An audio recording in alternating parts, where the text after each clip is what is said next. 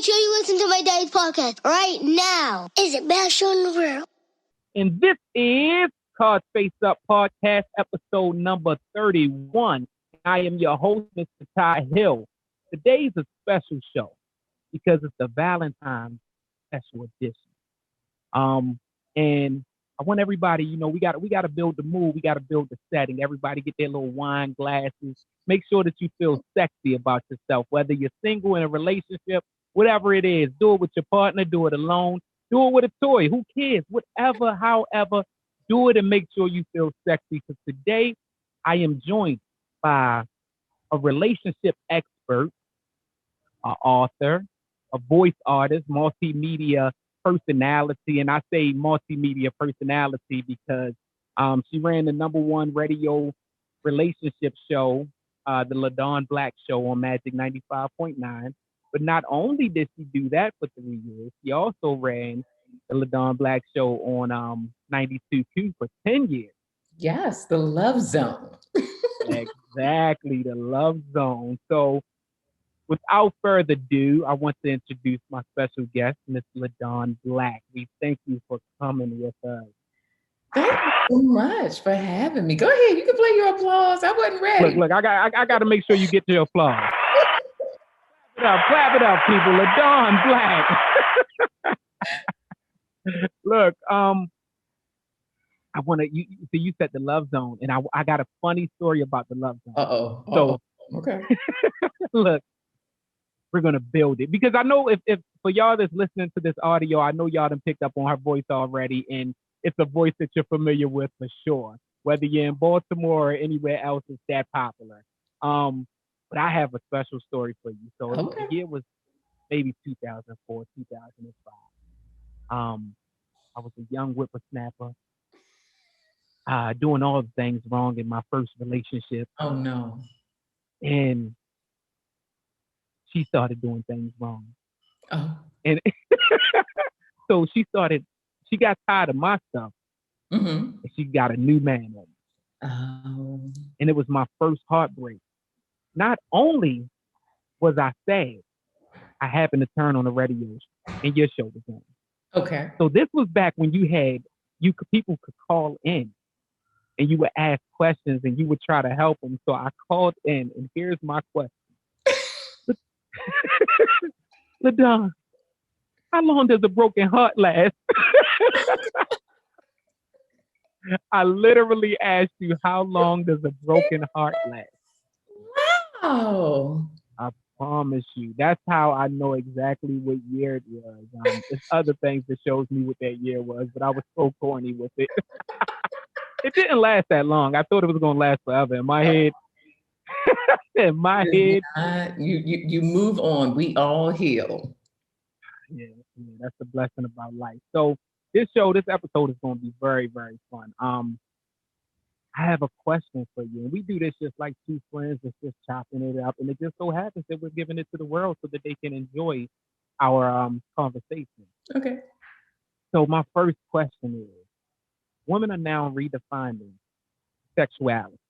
Some of the stereotypes that it kind of being debunked or challenged. Women are okay with being sex positive.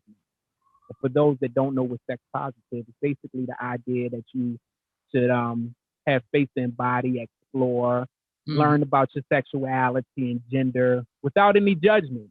Maybe I'm gonna sleep with you tonight and I don't want to talk to you tomorrow. Right. Women are embodying that. Yes. So how do you feel about that in 2021?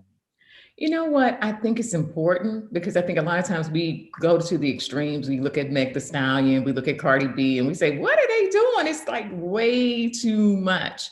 But the thing is, we have to think about even with our little girls, reinforcing that, there are appropriate names for their body parts. And it's okay to say the names of those parts, that it's okay to like someone, that it's healthy to be proud of the way you look and the way you move and the way you aren't like anybody else, that it's great to be a girl. You can start there. And then when they're teenagers, it just grows from there because you're talking to them about relationships. You're teaching them that their body's changing and the way they look, it all works for them. How they feel about the opposite sex or how they don't feel about the opposite sex. is okay. And then when you get into your 20s and you're out there and it's all okay to be doing what you want to do and being who you want to be, it's all about responsibility. It's like, do you, as long as you're responsible and you're transparent and you're honest with people, conduct your relationships and your sexuality the way you want to. I think it's healthy for women to do it. Now, the problem that I have is that women get a certain age. And sometimes some women forget what it was like to be in your 20s and to have the body being super tight and the clothes super tight, and you want to show everything to as many people as you possibly can. They forget. So they judge the Megs, they judge Cardi. But I'm like, you better break them Polaroids out, you know, them little pictures that you had in those albums, because you should have those years. The Luke era was very, very real. You have to have those years so that you're not in your 40s, 50s, and 60s embarrassing yourself, see, because you did it in your 20s. So I think a lot of times the criticism, especially from other women, is because they forgot where they were in their 20s, or they never had it and they're missing it now that they're in their 30s and 40s. And that's unfortunate. Yeah, I agree. But the sex positive thing, is that like a new term? It's I don't remember. Because I was just called the hoe when I just wanted to experience a lot of females. And nobody was okay. Like the way you just explained it made it sound real good and it was positive, and I'm all for it. I think that is wonderful. You know, but why was I a hoe? Because you're a man, unfortunately. That's what happens to men. Y'all are judged harsher. See, we get to be sex positive. We're figuring ourselves out. We're exploring. You guys are just dogs and hoes, unfortunately. But you're doing the same thing. So it's just the exact same. It's a society standard. That's really all it is. I laugh at one part of that standard, the standard with the women that can go, you know, their sex can go either way. They can try out new things. Men, we kind of got to stay. I ain't gonna say kind of. We need to stay inside our category if that's the category you kind of gonna be in. Once you start going outside of that, your challenge is totally different than what women have. And I always laugh at it because I said women don't get judged like that, but a man, you jump that challenge. I mean, that side if you want. You got to deal with those. And you know what? It's just one of those things. Women can be fluid. You know, a woman can talk to you about who she was seeing back in college, who she was seeing last week, and it's a woman. And a guy will go, not really my thing. But if you want to roll her in, we're good. But most women had that experience. Right. But a man can't. I'm not going to say he can't. It's hard for a man to come to a woman and say, you know what? It just happened and it was a one-time thing and we kept it moving. One time in band camp. Yeah. And then I think men judge each other a little harsher because my girl could tell me that she kissed a girl. I'm not going to like pass out or view her differently. But I think guys, even as friends, look at each other like, what? And I don't think men really admit to that because of that. So it's unfortunate, but it's true. I agree. We was talking about your friend could tell you I kissed the girl. So for instance, it's a song from I Kissed the Girl and I Like It. It's no men's songs. I Kissed the Man and I Like It. We don't hear that song. See, we need to come out with that version and see that one hasn't came out. That one hasn't came out yet. But all right, so when we're doing that, but we also have the women who just a few months ago didn't want to be objectified for sexuality, but then we have the silhouette challenge, which I'm sure, and men, I'm sorry if this goes wrong, because I'm sure none of us are complaining about the silhouette challenge. Every time it come on, I think about I get happy with the song. So we're all happy about the silhouette challenge, but how does that balance work? Like how can I read one time, and it said, if you want a satisfying relationship, don't present yourself as a sex object. Mm-hmm. And I read that and I kind of felt it, but then I'm like, I kind of like the silhouette challenge a lot. But can I see a new person today and I enjoy her silhouette challenge? How much more? You know what I mean? Where does it put it at? Like how do we structure that? What do you think? The way I view things like that is I think a woman celebrating her sexuality, doing the challenge, there's nothing wrong with it. But when I say I'm a doctor and I say I'm a lawyer or I say I'm a teacher, on some level, you still have to respect that as well. And I think what women are doing is saying, look, I don't have to downplay the fact that I'm attractive and that I'm sexy. I don't have to downplay it because I offer so much. This is just one aspect of who I am. And so I think that that is really, really, there's nothing wrong with it. Men are entertained by it, other women are entertained by it. And I think it's just celebrating the female form, which we've done for generations. That's nothing new. It's just that we have the technology now. So instead of just sharing it with your man or sharing it with your woman, you're sharing it with the world. I just think the more important piece is that, you see Lala doing the silhouette challenge, does that really discount everything else she's ever done? You look at the celebrities who have done it, you look at the people on Facebook who are doing it. It's just celebrating your curves. Let's celebrate curves. I agree. I'm about to do this with me a silhouette. Are you going to do a silhouette challenge? Yeah, guys are doing it too. It's no double standard on this, right? It's not the same. It's not the same. I don't think there'll be any women trying to take the red filter off. We're like, no, keep that red filter. Nobody wants to see it. They said they figured that red filter thing out. I ain't played with it yet. I might play with it later. Apparently. Mm-hmm. They make things, they make you feel so bad about stuff. They did a whole like article on men are so thirsty and they done figured out how to take it out. They made you feel so bad about it. I want to see more. Yeah, but you know what? I think it's human nature, and I feel bad for the woman who didn't know that was coming. It was coming. You knew it. You knew it was coming. It's either that or we're going to extra sketch your whole picture anyway. We're going to figure out a way to know what you look like. We're going to figure it out. Men, we become very, very you get very technical.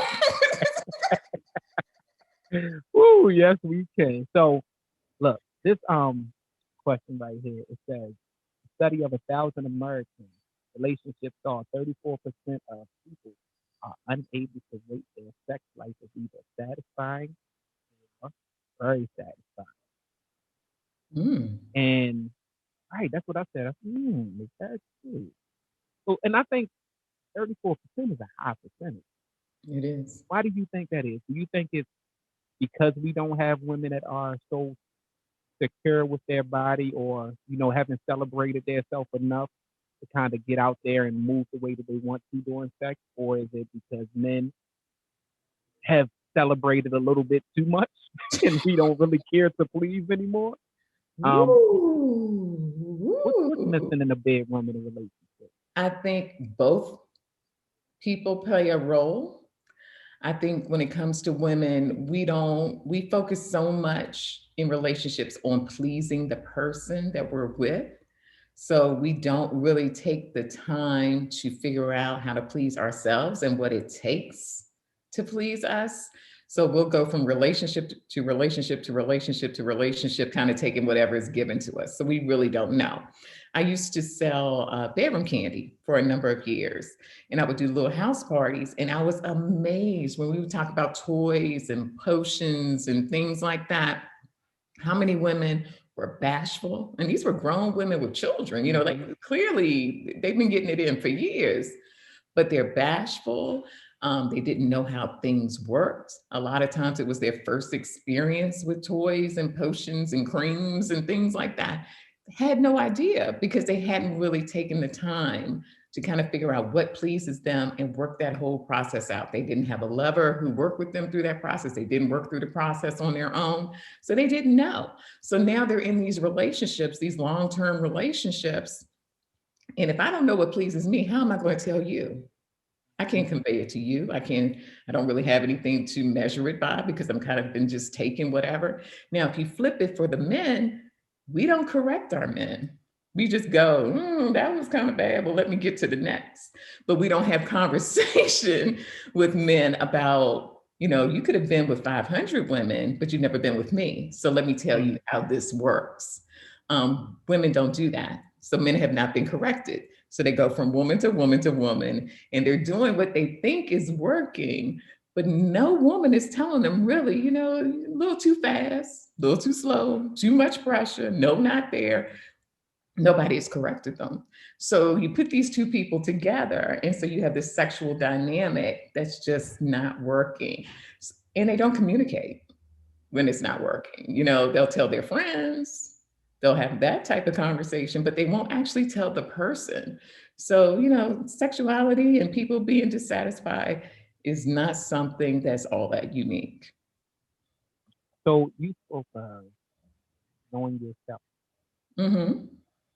Can LaDawn Black be satisfied no matter who the guy is? Now we all know that feelings make the sexual experience something different. It gives it a magical experience. Mm-hmm. And you take and sometimes feelings have you accepting something that isn't even that great. Right. But just a random casual, not saying this is something that you've ever done, but you being an experienced woman with herself, mm-hmm. Can you be satisfied no matter who's the partner? You know what? I'm going to say yes. And I'm going to say not because I'm some sort of sexual superhero, but because I like to have conversations. You have to have conversations before you get there. You have to have conversations once you're there. And you have to have conversations after. We have to have a review. What was great, what wasn't. And I think even, being in a relationship for a very long time, being married for a very long time, even in that, you still have to have those conversations. People are so pressed to get the ring, and I think they think the conversation stops there. And it honestly doesn't. It never stops. You just have to keep talking about what you want and what you don't want. Because the interesting thing is, when I talk to people in long-term relationships, is something that worked for you in your 20s may not work for you in your 40s anymore. Yeah. And if I've never told my man that, he's still in his head knocking it out. Mm-hmm. And you're like, well, wait a minute, my tastes have changed, what I want has changed. So you have to keep having that conversation. Your breathing has changed. Right. You don't want to be the weight about to have those things. everything changes. I totally agree.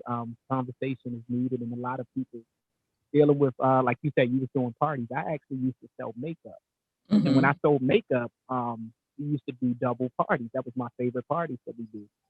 We did double parties that allowed us to have the sexual part of it with the toys and things of that, like the bedroom candy stuff, and the makeup. So I got to see these women, and I was looking at some of them like, yeah, that's why you're cheating. That's why he's cheating right there. And they are unexperienced. A lot of us are, because sex isn't.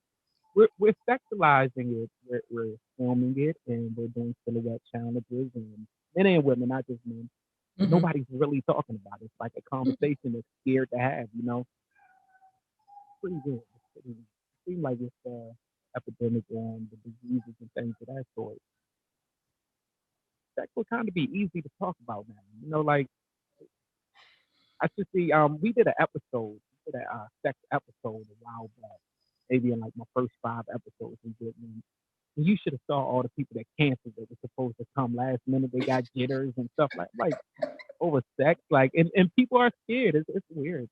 It's weird. I want to take a second to shout out one of my sponsors. My sponsor today is Jamaican Me Go Crazy. It's Keisha Starr. She just now dropped her second book, second part to Jamaican Me Go Crazy.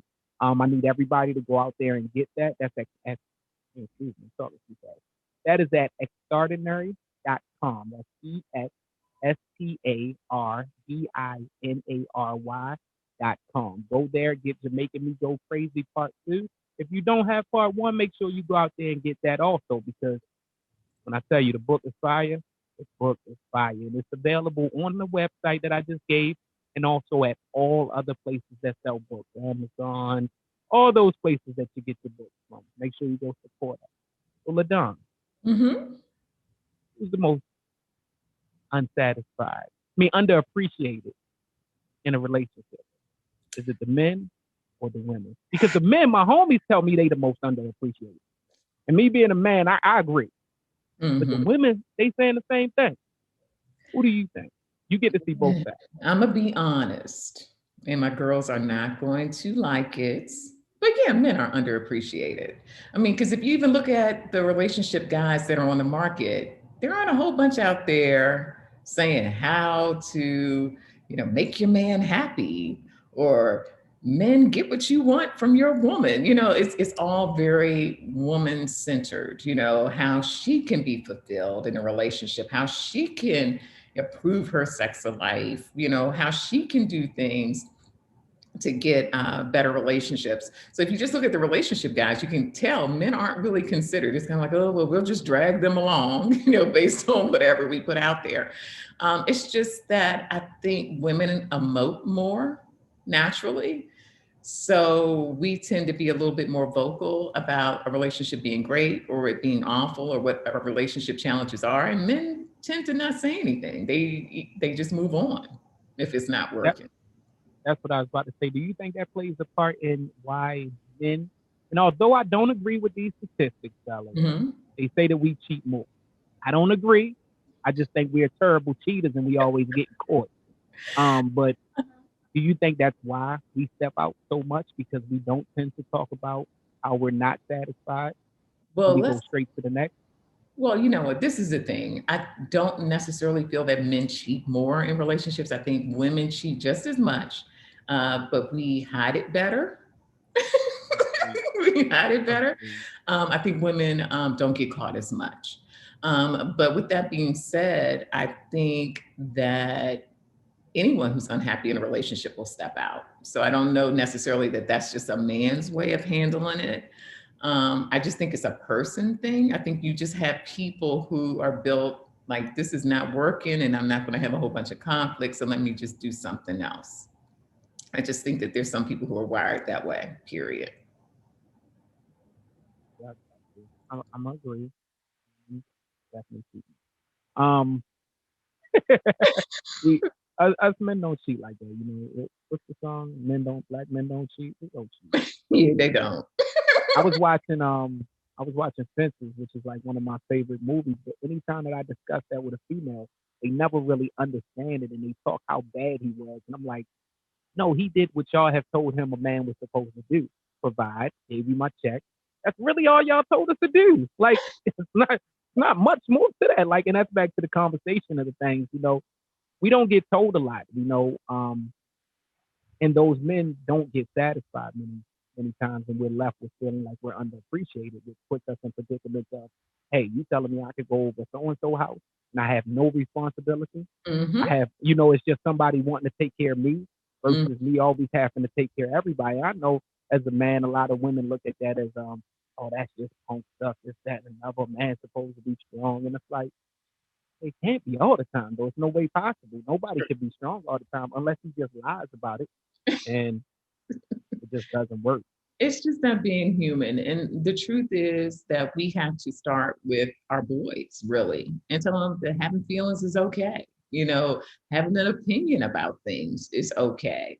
That it's okay to say that a situation doesn't serve you anymore. And we do have those conversations with our girls growing up, but we don't necessarily have them with boys. So you learn not to say anything about anything. And if you're unhappy, you just bury it. And if you're unhappy, you just seek out somebody who makes you happy. And that's where those problems come in. We have to encourage our boys to have emotions too. They have to protect themselves. There is some degree of being a man, but there also is a degree of, while being a man, also having some emotional responsibility to yourself. And that's something we don't necessarily give our boys. Totally agree.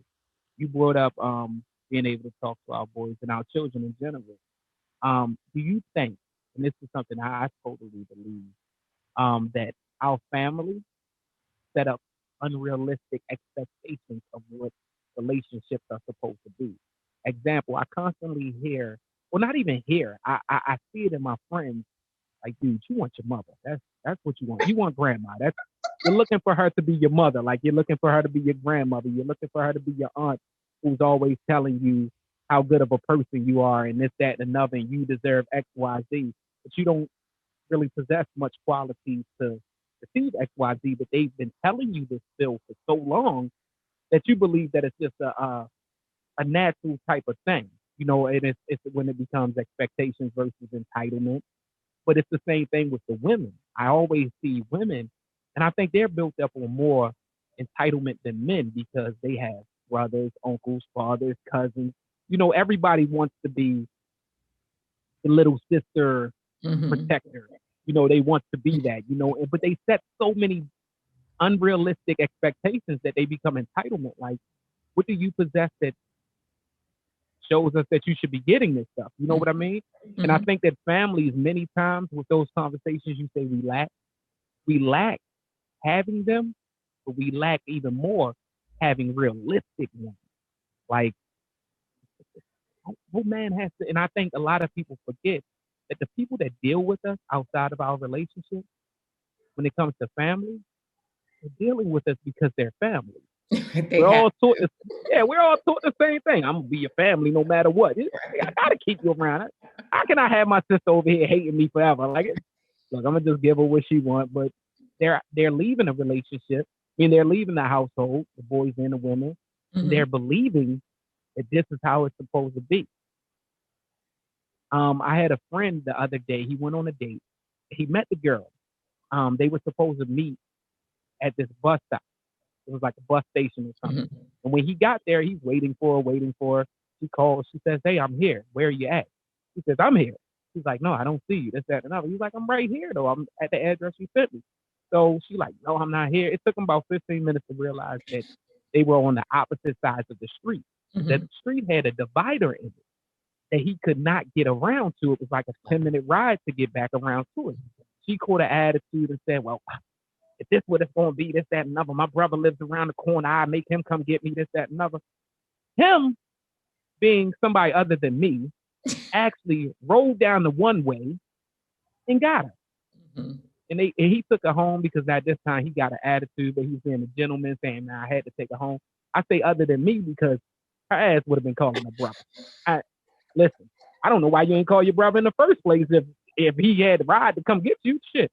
But that was just my that's my ignorance. But I looked at it and that's what brought up this conversation was that entitlement because the whole ride home, she said, "I just didn't feel protected. A real man would have found me. A real man would have made it happen. This, that, and nothing." I'm like, these ain't expectations. I don't gotta protect you on our first date. Everybody is for self.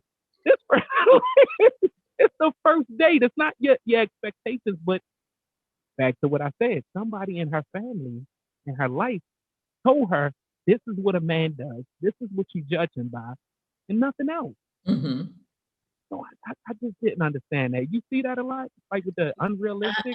Yeah, I see a lot of times that our families play a role in how we conduct ourselves in relationships. And definitely, if you have a hype squad, sometimes you're walking out into the world and you're a little bit, you have high expectations really for no reason.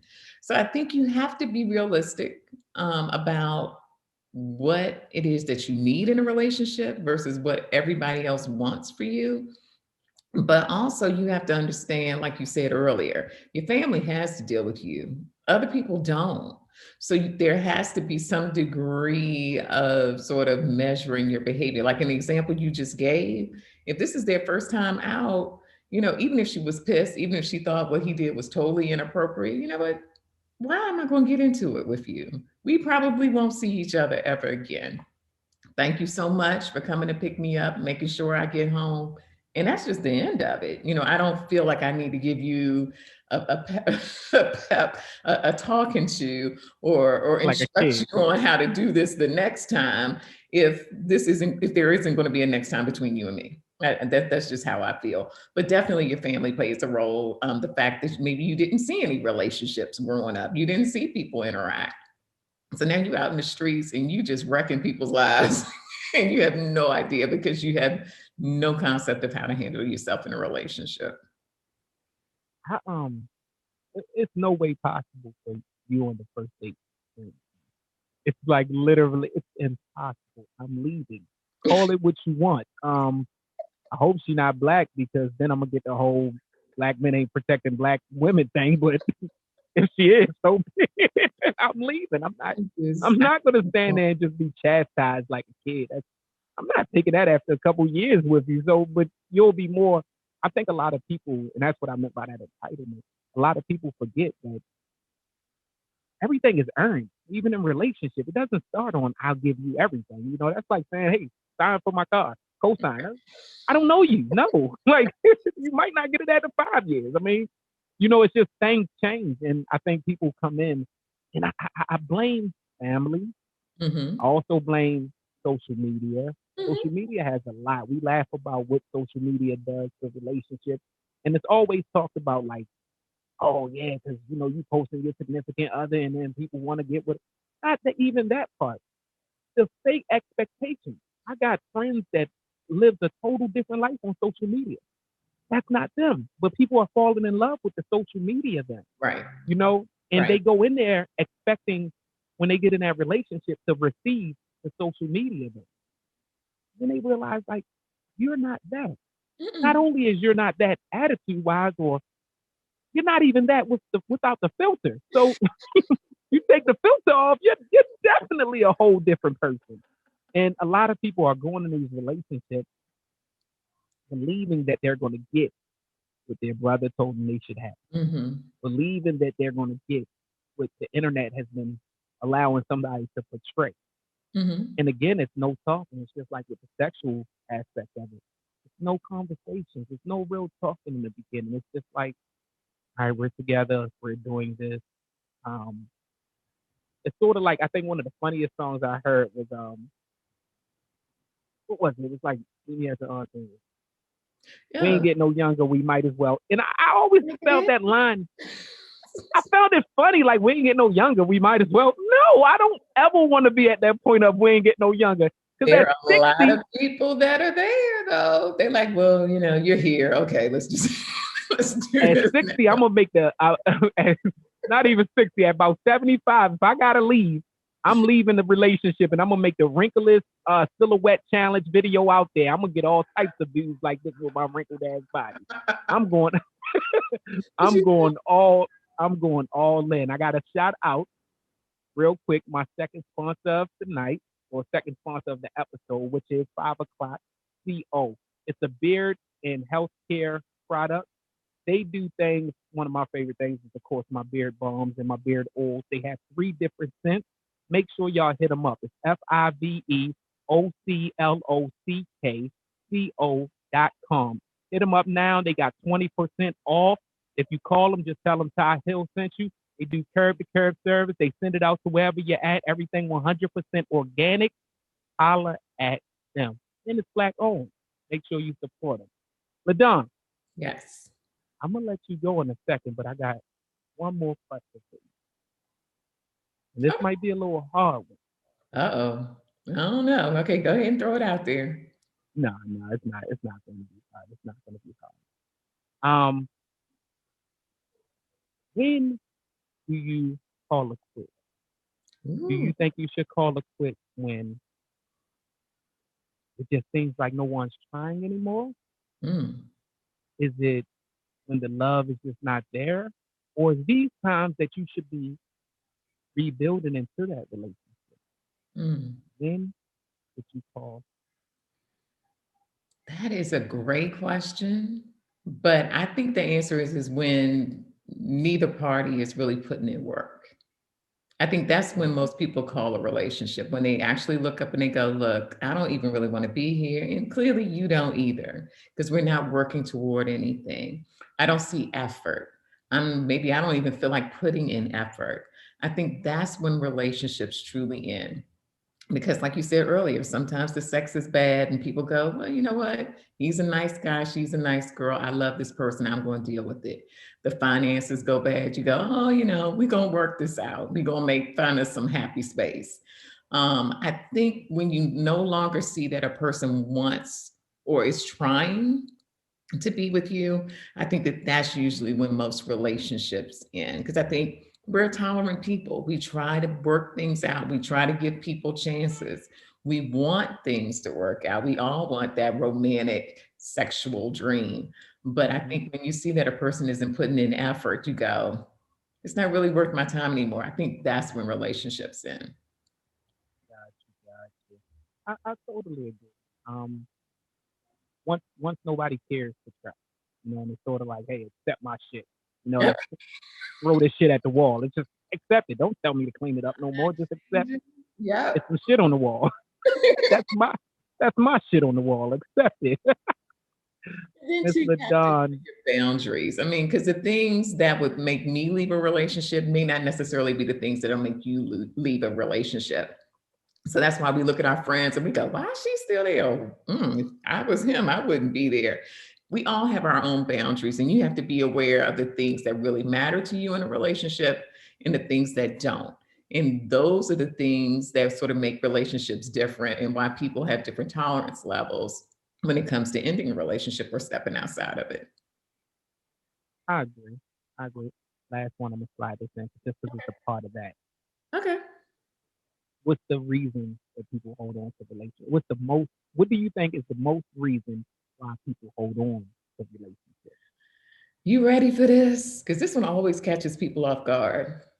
It's a habit. What it is I'm used to you texting me first thing in the morning. I'm used to talking to you in the evening.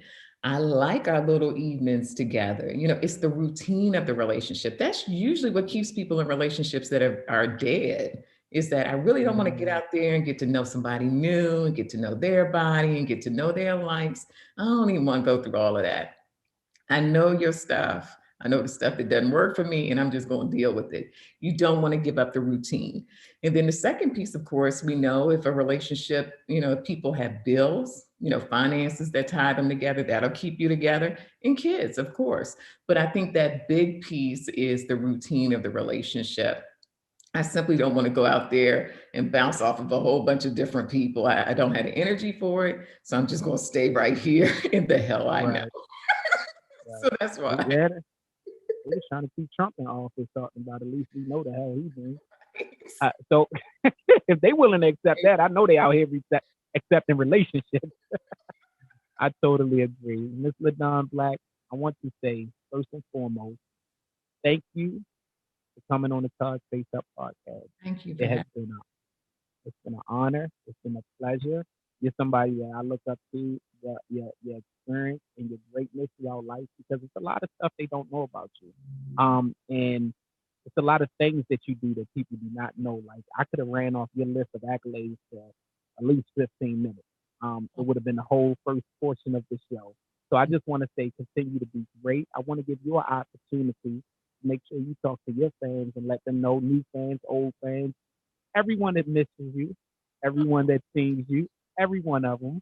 Let them know where they can find you at, contact you, what you have right now. Mm-hmm. Well, thank you again, Ty, for having me on. If you want to catch up with me, Instagram and Twitter, it's Tease by LaDawn. Facebook, all you have to do is search down LaDawn Black. Currently, I'm on air at WBLS in New York, 107.5 FM, the legendary WBLS. I'm on air on Sundays from 11 a.m. to 3 p.m. Excited to be there. And of course, I'll pop up on Baltimore radio. They still use me as an expert. So you can always catch me on the Q or on Magic a couple times a year as an expert. So I'm excited that the relationship is still good there as well. But also you can catch up with me at LaDawn, LaDawn, Black.com. That's the website with all the relationship guys, love advice, and the latest news. So thanks so much. Thank you so much. And I'll talk to you soon. I hope we can use your expertise. I hope we're blessed with your expertise again.